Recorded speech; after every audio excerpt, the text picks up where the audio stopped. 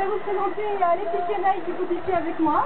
Donc c'est un couple de loutres assemblés. Alors nous avons Tao, le mâle, qui est un petit peu plus gros, on le reconnaît généralement grâce à ça. Et Siam, la petite vagin, celle qui fait les petits cris que vous pouvez entendre. Donc c'est la femelle, et celle qui parle le plus, normal celle-ci, mais voilà, celle qu'on entend le plus souvent. Donc les loutres assemblés, c'est vrai qu'on peut se demander pourquoi on a choisi de présenter cette espèce ici avec les serpents. Alors c'est parce qu'en fait, les loutres représentent l'un des prédateurs des serpents. Effectivement, pour fermer un propos et croire, la loutre ne mange pas que des poissons. Elle peut manger des petits reptiles comme les serpents ou les lézards. Elle peut manger des grenouilles. Elle peut manger également des rongeurs ou des calicots. Alors ici, bien sûr, je vous rassure, on leur donne ni lézards ni serpents. Les pauvres, c'est pas là pour ça, je vous rassure. Donc on leur donne principalement du poisson. Alors le poisson, c'est quand même ce qui fait partie en plus grande majorité de son régime alimentaire. Elle est à sauvage, donc elle va en manger énormément. Un petit peu de silence. Il suffit qu'elle aime un petit peu. Voilà, donc les poissons, c'est quand même une mangeurs qui doivent quantité. Donc on va ici leur donner principalement du poisson. Alors la loutre cendrée, c'est une espèce de loutre qui va en fait vivre en colonie à l'état sauvage. Donc en fait, la colonie va se composer d'un couple comme celui-ci et de leurs petits. Et donc ces petits, ils vont rester avec les parents jusqu'à l'âge de 2 ans et demi, 3 ans. Hop. Et à partir de cet âge-là, qui correspond à la maturité sexuelle, il va commencer à y avoir des conflits entre parents et petits. Donc là, à ce moment-là, les jeunes vont commencer à partir du groupe, ils vont commencer à partir et aller former leur propre groupe. Donc en réalité, quand on y réfléchit un petit peu, c'est un peu comme chez nous. Lorsque les jeunes arrivent à l'adolescence, ils commencent à plus s'entendre avec les parents, et là, à ce moment-là, ils s'en vont et ils partent de leur propre zèle. Sauf que les loutrons, ils ne reviennent pas pour donner de l'argent de poche après. Voilà, il y en a qui savent de quoi je parle. Alors, la loutre, c'est un animal un petit peu particulier, donc vous pouvez le voir qui est très bien adapté au milieu aquatique, très à l'aise dans l'eau.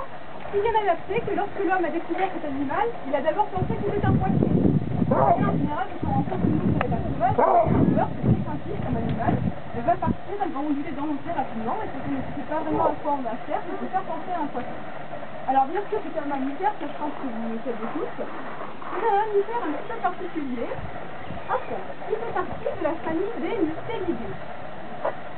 Vous entendez où là? Je ne sais pas si je ne vais pas être la personne mais pas savoir ce que c'est. Mustélidés, c'est mon fils. Alors, vous n'avez pas une petite idée de l'animal qui peut faire partie de la famille des mustélidés et de la famille des loutres. Le phoque, non pas le phoque. Le ragondin, peut-être. Le castor, le ragondin. Le ragondin, le castor, ça revient souvent. Alors c'est pas ça, alors j'ai entendu madame qui a dit fille tout à l'heure, et madame qui a dit purée. Alors très bien, effectivement. Donc ce sont des mustélidés également. Alors, dans les mustélidés, il y a plusieurs animaux, je vais vous dire un petit peu différentes espèces qui font partie de cette même famille.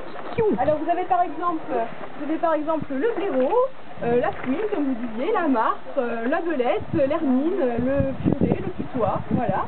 Donc tous ces animaux sont des mustélidés et la loutre, ça fait partie de cette grande famille. Par contre, c'est la seule qui a réussi à s'adapter aussi bien au milieu aquatique. Les autres, ils ne peuvent pas aller dans l'eau comme ça. Donc c'est vraiment particulier à cet animal-là. J'ai une guêpe qui m'attaque. Oh, mais elles attaquent, Voilà. Alors, donc l'adaptation au milieu aquatique, la loutre, elle le doit à différentes choses au niveau de sa morphologie, au niveau de son corps. Alors déjà, il va y avoir la silhouette profilée qui va leur permettre d'onduler dans l'eau, comme je vous disais tout à l'heure, assez rapidement. Donc pour attraper des poissons, ça peut être assez utile. Donc c'est vrai que ça leur sert beaucoup. Donc d'ailleurs, si on regarde un petit peu au niveau des oreilles, on va voir que les oreilles sont toutes petites, donc ça limite un maximum la résistance à l'eau. La loutre possède ensuite des pattes palmées. Alors, les pattes palmées, c'est un petit peu particulier chez la loutre cendrée. Normalement, toutes les loutres ont 4 pattes palmées, sauf que celle-ci, la loutre cendrée, elle n'a pas les pattes avant palmées. Donc c'est la seule espèce qui est comme ça, c'est un petit peu particulier à celle-ci. Donc là, on regarde ça haut, alors qu'il se pose ses pattes sur la vitre, on voit qu'il n'y a pas de palmure qui relie les doigts. Donc si c'est comme ça, c'est parce qu'à l'état sauvage, elles se servent beaucoup de leurs pattes avant. Elles vont aller tâtonner le fond des rivières pour aller chercher les petits crustacés, les petits poissons qui se cachent dans la vase.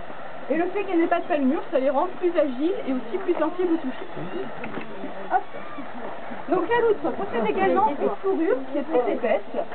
Donc une fourrure tellement dense qu'elle va retenir de l'air au niveau de la peau pour constituer une couche imperméable. Donc si on regarde, lorsqu'une loutre va nager, on voit qu'il y a des petites bulles d'air qui sortent à la surface, voilà, qui ressortent derrière elle. Voilà. Donc ces petites bulles d'air sortent un petit peu là, on va les voir, voilà, par exemple sur le ventre à Tao, on voit qu'il y a des petites bulles d'air qui sont collées. Donc en fait, les loutres ont un pelage très épais, comme je vous le disais. Alors il y a environ 50 000 à 100 000 poils de centimètre carré. Donc sur la taille d'un ongle, imaginez-vous 50 000 poils rejoignent les uns à côté des autres, hein, c'est très épais. Donc ça leur permet justement donc, de tenir cette couche d'air qui est au niveau de la peau. Ça les protège de l'eau et du froid, parce qu'elles n'ont pas de couche de graisse, contrairement aux phoques par exemple, pour se protéger. Hop, venez par là. Ah bah dedans, hein. Eh Siam, hop. Elle faut se faire entendre, hein. Ah, c'est ça aussi la vie. Ah bah, pourquoi? Alors Siam, c'est passé rapide. Voilà. Il faut une gueule pour moi. Voilà, donc la loutre possède également des moustaches qui sont très nombreuses au niveau de son nez. Donc ces moustaches elles vont lui être utiles lorsque l'eau est un petit peu trouble, lorsqu'elle n'y voit pas très bien. Ça va lui servir à sentir les mouvements des poissons dans l'eau. Elle va capter les mouvements des poissons. Elle va réussir à les trouver grâce à cela. Donc elle possède également une queue qui, vous voyez, à la base est très épaisse, donc qui leur sert en quelque sorte de gouvernail. Ça leur sert à changer de direction très rapidement pour attraper les poissons. Voilà, alors malgré cette adaptation au milieu aquatique, voilà, bravo Siam. Bien, bravo Tao. Donc malgré cette adaptation au milieu aquatique, on va voir que très souvent, les loutres vont retourner sur la terre ferme pour aller manger. Donc là Tao c'est pas trop pris la peine, hein, donc c'est des petits bouts de poisson, ils s'embêtent pas trop, mais ils y retournent quand même, voilà. Donc elle retourne sur la terre ferme pour plusieurs raisons, parce qu'en fait à l'état sauvage, attraper un poisson ça peut être assez sportif, hein, ça peut leur demander pas mal d'efforts. Donc ça va leur permettre de se reposer. Et puis parce que si jamais le poisson leur échappe des pattes, il sera plus facile. Il y a la guêpe qui va dans ton oreille. Elle s'oublie un peu guêpe. Faites attention, faites pas piquer là quand même. Derrière vous. C'est pas possible. Non mais vous, si vous restez calme, vous ferez rien, c'est bon. Oh non, donc je disais, si jamais le poisson leur échappe des pattes, il sera plus facile à rattraper s'il reste sur la terre ferme à côté d'elle que s'il repart dans l'eau. S'il repart dans l'eau, le poisson risque de s'enfuir et à l'état sauvage, quand on n'est pas sûr de manger tous les jours, ça peut être embêtant. Donc c'est vrai qu'elles vont manger sur la terre ferme. Alors si par contre vous avez déjà vu à la télé ou si vous voyez un jour une loutre qui mange dans l'eau, sous le dos, avec la nourriture sur le ventre, ça ce sont les loutres de mer. Et donc les loutres de mer, elles sont encore plus adaptées au milieu aquatique que celle-ci et elles peuvent se permettre de manger dans l'eau. Donc celles-là, effectivement, elles vont manger dans l'eau, mais quand les loutres de rivière, elles mangent sur la terre ferme. Voilà. Donc je vous parle de la loutre de mer. Alors, il faut savoir qu'en tout, il existe 13 espèces de loutres différentes. Donc celle-ci, c'est la plus petite, c'est celle-ci. Et la plus grande, ça va être la loutre amazonienne. Et qui va peser jusqu'à 30 kg.